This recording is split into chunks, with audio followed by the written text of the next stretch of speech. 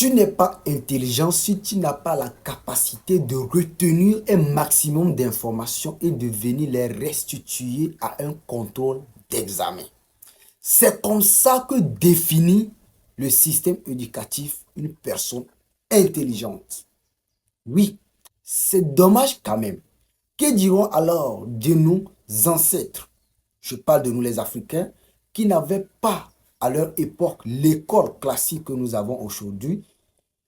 Est-ce que nous allons dire que ces individus n'étaient pas intelligentes, n'étaient pas intelligents, ces personnes n'étaient pas intelligentes? Non, parce que là, il y avait nos aïeux qui avaient une médecine avancée, qui apportait une architecture vraiment tellement jolie dans les constructions que nous allons, par exemple dans l'Égypte antique.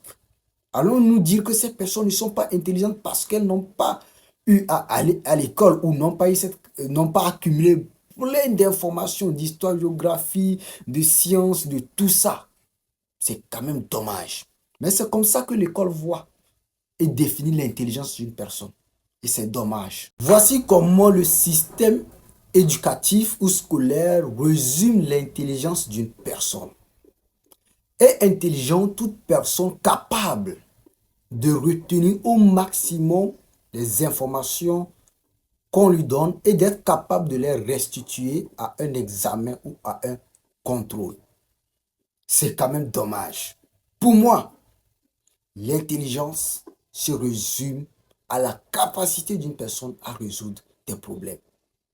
On peut résoudre des problèmes sans être allé à l'école. C'est aussi une intelligence donnée.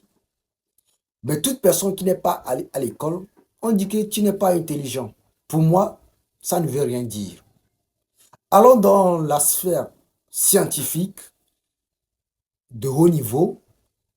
Lorsqu'une personne apporte des innovations scientifiques, une formule a pu résoudre un problème complexe scientifique, pour moi, cette personne est considérée intelligente. Et c'est comme ça d'ailleurs même qu'on prime, qu'on donne des récompenses dans la sphère scientifique aux personnes qui ont apporté quelque chose de plus dans l'innovation ou dans la technologie ou dans la science, dans le progrès scientifique.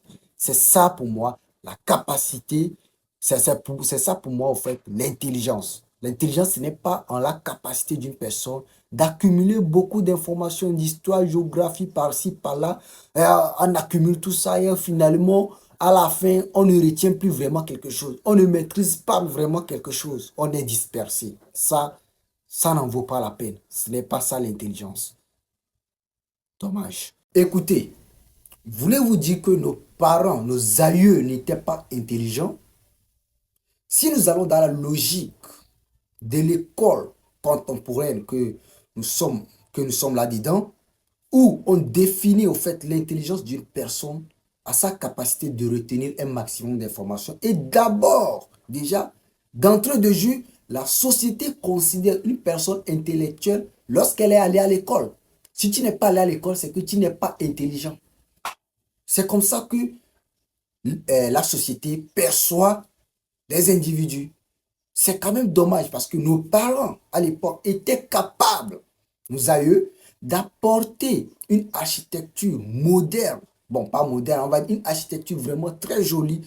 Quand nous allons, par exemple, dans l'Égypte antique, avec la construction des pyramides, comment on a pu réfléchir de façon mathématique pour construire des pyramides tellement donc, après tout, même les mathématiciens grecs sont venus s'inspirer de ça pour pouvoir créer des théorèmes mathématiques. Alors, on nous dit que ces personnes n'étaient pas intelligentes parce qu'elles ne sont pas allées à l'école du blanc. Non. La médecine en Afrique avait vraiment quelque chose de particulier, une médecine particulière. Est-ce que nous allons dire que ces personnes n'étaient pas intelligentes parce qu'elles ne sont pas allées à l'école? Non. Ce n'est pas logique de dire qu'une personne n'est pas intelligente juste parce qu'elle n'est pas allée à l'école du blanc. Non. L'intelligence, c'est la capacité pour moi d'une personne à résoudre des problèmes, à comprendre comment on peut résoudre un problème, transformer un problème complexe à une solution. C'est ça pour moi l'intelligence. Donc, vous comprenez que même si tu as le doctorat, que tu n'as pas la capacité à résoudre problème de ta société, avec ce que tu as appris, avec tout ce que tu as accumulé comme connaissance, pour moi, tu comprends déjà. Tu connais déjà mon point de vue. Je n'ai pas envie de rabaisser qui que ce soit. Mais c'est comme ça et c'est logique. Si tu n'es pas allé à l'école en Afrique, c'est que tu n'es pas intelligent. Et le pire même encore, c'est pour ceux qui sont quand même allés à l'école, mais qui n'ont pas une capacité d'élocution assez correcte. Ceux qui en ont cette capacité considèrent d'autres personnes de bêtes ou moins intelligentes. Et c'est quand même dommage de percevoir les gens de cette façon, de définir ou de résumer l'intelligence humaine à juste la capacité d'une personne à parler, à manipuler correctement la langue du colonisateur ou la langue de celui qui nous a apporté l'école. C'est quand même dommage. L'intelligence, ce n'est pas ça.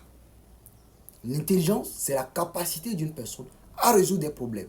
C'est simple si nous devons définir l'intelligence de façon très logique, sans considérer le fait qu'une personne ne puisse mettre son pied à l'école.